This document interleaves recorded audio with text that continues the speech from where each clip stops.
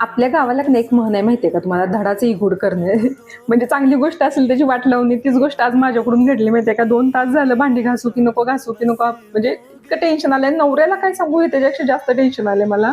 माझ्या हातात एक भयानक गोष्ट घडलेली आहे. बरं, असं झालं की नाही, म्हणजे ती वस्तू आहे ना 2-3 महिन्यापूर्वीच घेतलेली होती माहितीये का, आणि त्याची मी पूर्ण वाट लावून टाकली. म्हणजे वापरताच येणार नाही आता ती, भविष्यात कशालाच वापरता येणार नाही गोष्ट. तुम्हाला दाखवते काय झालंय.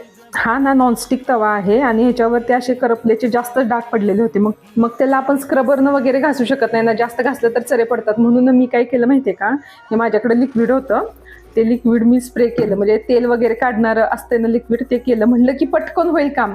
आणि विसरूनच गेली माहितीये का ती. मी संध्याकाळी माझ्या लक्षात आलं, म्हणजे बाहेर गेलेली आणि संध्याकाळी बघितलं तर म्हणलं ते तव्याच्या मध्ये पांढरं पांढरं काय लागतंय दिसतंय.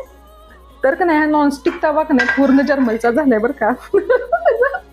नॉनस्टिकच ते उडूनच गेलं, खराब झालं.